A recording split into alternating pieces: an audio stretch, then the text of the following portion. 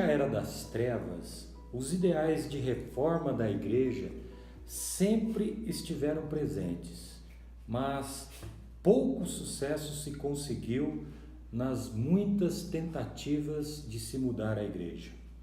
A Reforma Protestante, que hoje, 31 de outubro, completa 500 anos, teve seu início não como movimento de cisão, mas de reforma de uma igreja que havia se pervertido, tanto doutrinária como moralmente. A época era de uma profunda crise moral, religiosa e social, e a igreja havia se esquecido dos que sofrem, dos necessitados e só servia aos interesses da nobreza.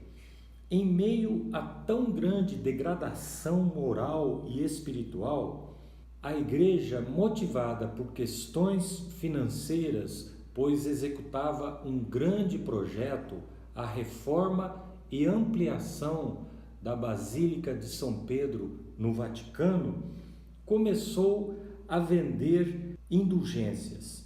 A venda de indulgências era a remissão dos pecados via pagamentos generosos à igreja. O comércio das indulgências foi a principal motivação do protesto do monge católico alemão Martinho Lutero contra a Igreja Romana, que culminou com a Reforma Protestante do século XVI, que hoje nós estamos completando 500 anos. As 95 teses de Lutero afixadas nas portas da Catedral de Wittenberg são resumidamente expressadas nas 5 solas da Reforma: sola Scriptura, solus Christus, sola fide, sola gratia, soli Deo gloria.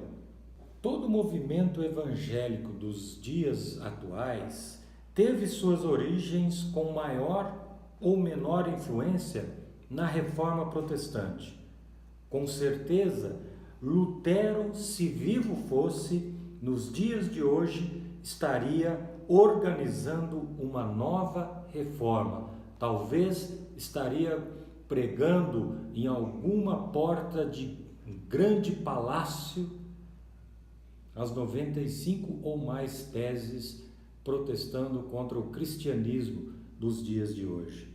Boa parte dos evangélicos que tiveram as suas origens na Reforma Protestante não tem mais a sola Escritura como fonte da verdade e prumo doutrinário.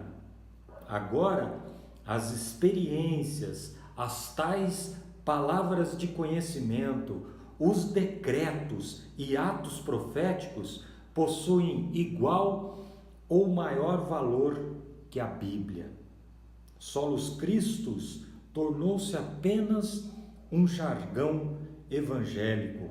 Ao Solus Christus da Reforma foi-se adicionando paulatinamente ao longo da história cristã, até chegarmos aos dias de hoje, apóstolos e ungidos especiais que prometem aos miríades e miríades de iludidos, ávidos por ascensão social sem esforço, trazer do céu para a terra, de preferência em um condomínio bem valorizado, as mansões celestiais que Jesus foi preparar para vivermos na eternidade. Isso tudo em troca de poupudas ofertas. Não soa semelhança com a venda das indulgências 500 anos atrás? Sim, há uma diferença. O perdão dos pecados saiu de cena e entrou o desfrutar o melhor desta terra.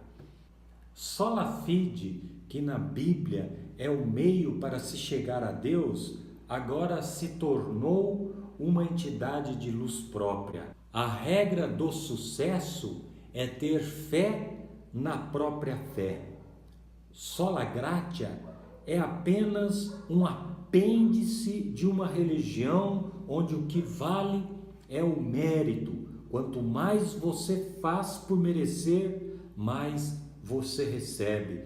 Quanto maior a sua oferta, maior é a sua recompensa. Em vista de um cristianismo humanista e sem Cristo, não é difícil que o Soli Deo Gloria tornou-se apenas uma realidade esquecida na história dos 500 anos da Reforma. Quero terminar esta mensagem com um texto invocando os princípios da Reforma Protestante. Na primeira carta de Paulo a Timóteo, capítulo 6, do versículo 11 ao 17, nós lemos assim: Você, porém, homem de Deus, fuja de tudo isso e busque a justiça, a piedade, a fé, o amor, a perseverança e a mansidão. Combata o bom combate da fé. Tome posse da vida eterna, para a qual você foi chamado e fez a boa confissão na presença de muitas testemunhas. Diante de Deus, que a tudo dá vida, e de Cristo Jesus, que diante de Pôncio Pilatos fez a boa confissão, eu lhe recomendo: guarde este mandamento imaculado, irrepreensível, até a manifestação de nosso Senhor Jesus Cristo, a qual Deus fará se cumprir no seu devido tempo. Ele é bendito e único soberano, o Rei dos reis e Senhor dos senhores, o único que é imortal e habita em luz inacessível, a quem ninguém viu nem pode ver. A Ele sejam honra e poder para sempre. Amém e amém. Pessoal, para terminar, eu peço para vocês compartilharem esse vídeo. A reforma tem um sentido de continuidade. Nós, como cristãos, devemos levar adiante a reforma que há 500 anos atrás, com Lutero, Calvino, John Knox, deram início. Vamos continuar reformando a igreja. Nos acompanhe neste canal.